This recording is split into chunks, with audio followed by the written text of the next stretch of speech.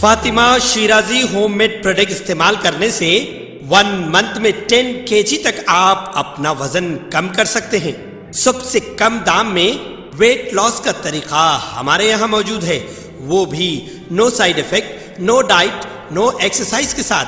आज ही कांटेक्ट करें Fatima Shirazi homemade product से और अपने आप को खूबसूरत बनाएं। Fatima Shirazi homemade product, golden heads colony, pillar number 213, Rajendra Nagar, Hyderabad.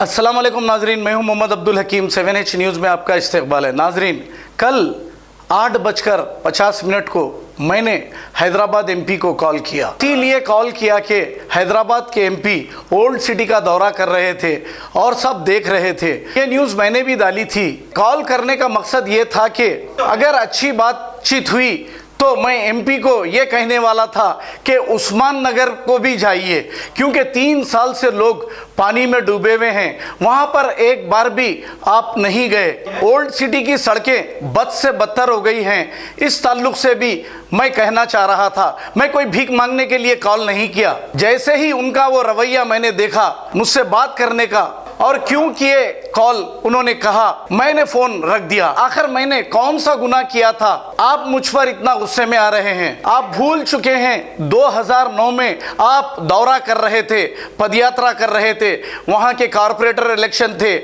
मेरे घर पर आप आए, क्योंकि वहाँ पे मैंने बहुत से काम किए थे और गरीबों के लिए बहुत कुछ किया था। आप जामबाग डिवीज़न का इलेक्शन था, वहाँ का कैंडिडेट नज़ीर था, उसको जिताने के लिए आप एड़ी छोटी का जोर लगा दो कहे, और मैं बूथों पे बैठकर और बूथों में जाकर ऐसा काम किया, 700 वोटों से हारने वाले कैंडिडेट को जिता दिया। और आप बहुत खुश हुए थे, क्योंकि बल्कि कॉन्स्टिट्यूंसी में तेलुगु देशम पार्टी 9 साल जब इख्तिदार पर थी, मैंने आई कैंप लगाए, कई मेरे पैसों से काम किया था। शायद आप ये भूल चुके हैं। फिर मैं आपसे दूर इसलिए हुआ हूं कि मैं आपके इलेक्शन में काम करते ही वो आपके पास 1 वे ट्रैफिक है। आदमी आ तो सकता है, फिर जा नहीं सकता, सिर्फ आपकी मर्जी होना चाहिए। मुझे एक एसबी वालों ने एक मेरे खिलाफ एक रिपोर्ट लिखी, जबकि इंस्पेक्टर रामचंद्र रेड्डी थे।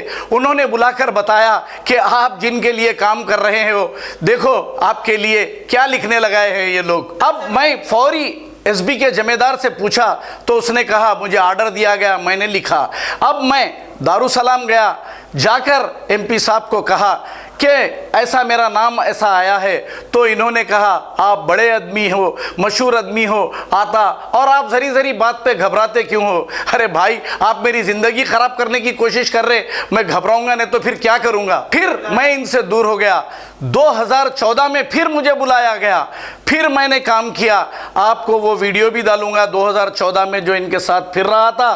फिर मेरे साथ ऐसा ही किया गया, फिर मैं चला गया। इसके बाद मेरे ऑफिस पे न्यूज़ चैनल के फेरोज खान, जो कांग्रेस के कैंडिडेट थे, 2018 में वो मेरे पास आए थे। मैं उनको काम करने का वादा किया था। फिर जैसे ही ये आप वीडियो या फोटो देखते ही मुझे बुलाने लगाए। वो पूरे तस्वीर है आप जो बुलाए थे मुझे। फिर मैं जान की बाजी लगाकर फिर काम किया। आपका कोई एक पैसे का रवादार नहीं हूं मैं। ना ही मैंने कोई कब्रिस्तानों को कब्जा करके आपका नाम खराब किया, और ना ही कोई ज़मीनें मैंने कब्जा किया। अब मैं यही कहना चाह रहा था कि मेरा हक बनता आप एक बार उस्मान नगर जाइए, क्योंकि कुछ चोरों ने उस्मान नगर जाकर ये कहा था कि 1 हफ्ते में हम ये सब साफ करा देंगे। वहाँ के लोग बहुत परेशान हैं इस वजह से, क्योंकि कई बार मैंने वो न्यूज़ बताई उस्मान नगर की, इसलिए मैं ये कहना चाह रहा था। लेकिन मेरी अब कॉल रिकॉर्डिंग वायरल कर रहे हैं, वो कॉल रिकॉर्डिंग को कट करके वायरल कर रहे हैं, क्योंकि मुझे बदनाम करने के लिए, क्यों आपके पास आकर मैं झुका ये कहना चाह रहे हैं। मैं आपके पास नहीं आया। वो कॉल रिकॉर्डिंग पूरी एंकर पार्ट के साथ बताइए मैं क्यों आया था। ये वायरल करने से मेरा कुछ होने वाला नहीं है। लोग मुझे अच्छी तरह जानते हैं। आप अपने हाथों से इस तस्वीर में आपकी शेरवानी से चांदी की पतंग निकाल कर लगा रहे हो, आप देख सकते हैं। आखिर ऐसा क्या बुरा हो गया? मैं आपका कुछ लिया तो नहीं ना? खुदा हाफिज।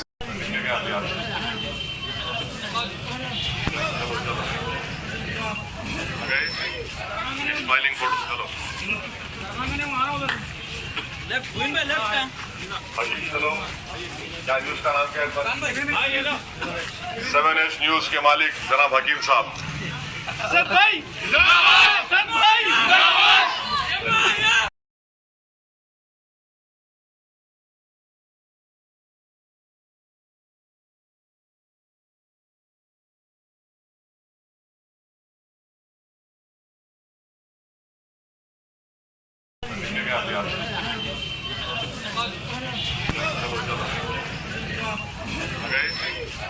स्माइलिंग फोटो चलो चलो क्या न्यूज का नाम क्या है? 7 न्यूज के मालिक जनाब हकीम साहब।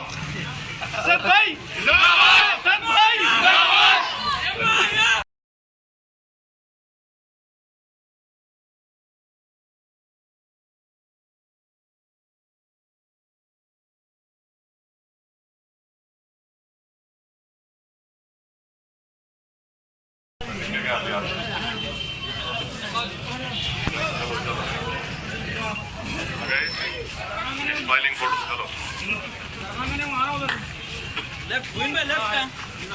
चलो क्या न्यूज का नाम क्या है? 7 न्यूज के मालिक जनाब हकीम साहब।